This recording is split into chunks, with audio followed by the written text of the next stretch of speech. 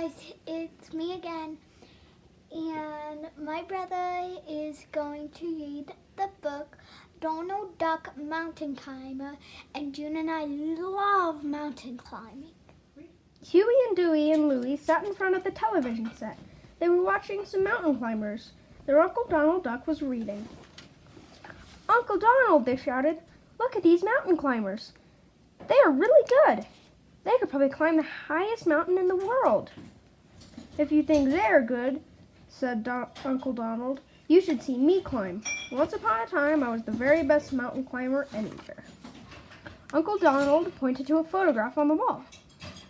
"Just look at that picture of me," he said. "Whenever I went mountain climbing, I was always the first to reach the top." "I didn't know you were a mountain climber, Uncle Donald," said Huey. "Why don't you take us to some of those big mountains?" asked Dewey.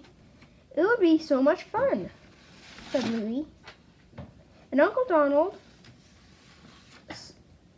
that sounds like a good idea," said Uncle Donald. "I would like to do some mountain climbing again." The very next day they packed their bags and walked down to the train station. Their friends Mickey and Minnie went to the station with them. So did Pluto and Felix. "Have a good time," shouted Mickey. "And don't forget to be careful," said Minnie, waving her pink handkerchief. "Careful?" said Donald. "Don't worry, you're talking to an expert. I plan to show these boys a thing or two about climbing mountains." All night long the train chugged along while Uncle Donald and his nephews slept. Then, in the early morning, it traveled through a dark mountain tunnel. Then when the train came out of the tunnel into the brightest sunshine, the boys woke up. "Wow, look at those mountains!" shouted Louie. "Did you ever climb mountains like those?" Dewey asked his uncle. Donald looked at the window and the white snowy peaks. "Of course I climb mountains like those," he said, "and even higher." At last, the train stopped at an old-fashioned mountain village. Carrying their bags, Uncle Donald and his three nephews walked down the main street. They stopped in front of a village inn. "I'm Donald Duck, the mountain climber," said Uncle Donald. "Do you have a room for me and my three nephews?" "Indeed I do," said the innkeeper, shaking Donald's hands. "Let me show it to you." Huey, Dewey, and Louie were very excited. They wanted to go climbing right away. "When can we get started, Uncle Donald?" they asked. "Now, just a minute," said Uncle Donald. "Mountain climbing is very hard. You'll have enough time for that when you're older. The three of you can have a good time here at the inn while I'm climbing." Leaving his unhappy nephews in the inn, Donald went to look for a store. He stopped in front of a shop window filled with things for mountain climbing. "Wow," he said, "this is the place for me. I see everything I need." "Good morning, Mr. Shopkeeper," said Donald. "I'm Donald Duck, the mountain climber. You have come to just the right place, Mr. Duck," said the shopkeeper.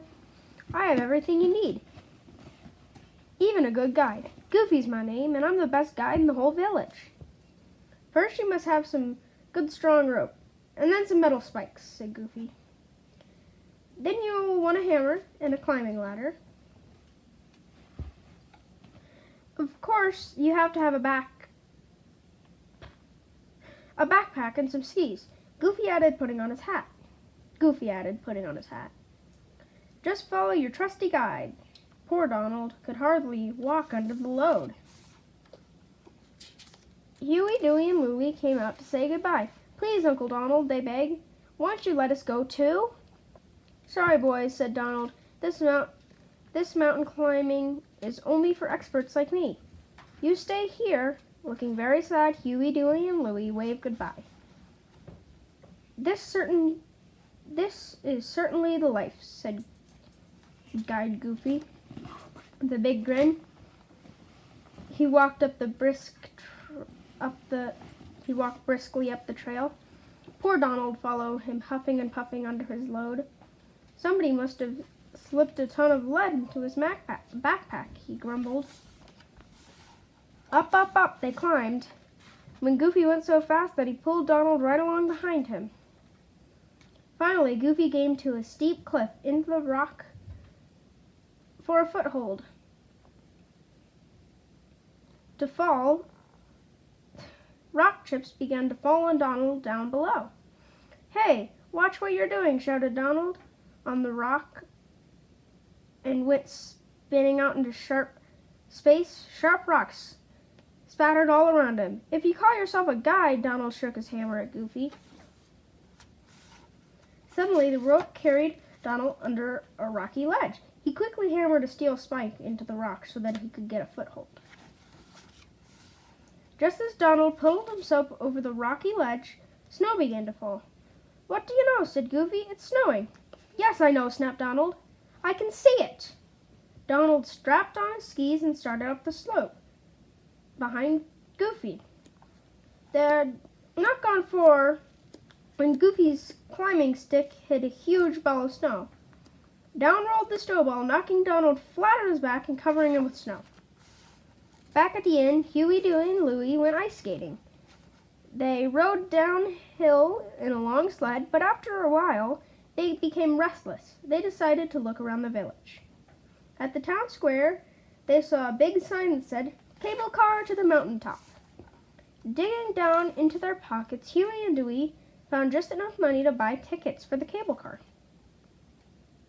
Soon they were sailing high above the village. As they waved to the people down below, Huey said, "This is the life." "It certainly beats climbing," Dewey agreed. Swaying back and forth in the little car, the little car climbed steadily toward the Fairway Mountain peak. The boys felt as they were flying. Far below, they could see two tiny figures struggling up the mountain. But they did not recognize their Uncle Donald and his guide, Goofy. "Look at those silly billies," said Huey. They must have started a long time ago." "I bet we'll beat 'em to the top," said Huey. When the cable car slid into the station at the mountain peak, the nephews raced out of the car to the lookout point. Huey grabbed a long black telescope and pointed at the two tiny figures on the slope down below. One of the tiny figures was Uncle Donald, covered with a snowball, and a very surprised mountain goat. The other figure was Guide Goofy, stuck in a snowbank up to his waist. Three boys rushed off to the supply hut as fast as they could go. They came back with a long, stout rope.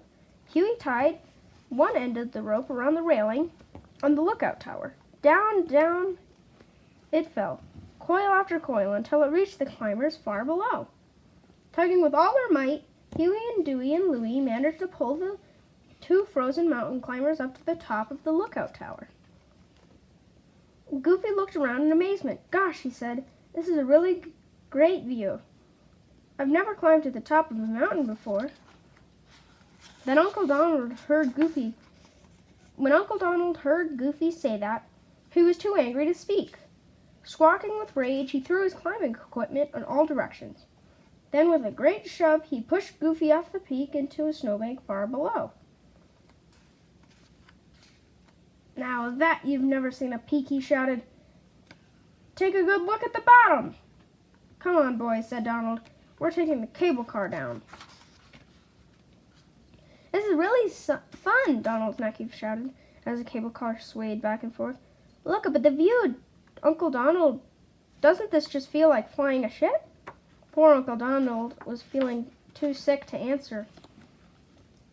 "We love the mountains," said Huey. "Can we come up here again tomorrow?" Uncle Donald shook his arms with rage. "The great mountain climber never wanted to see another mountain as long as he lived." That was Donald Duck the Mountain Climber.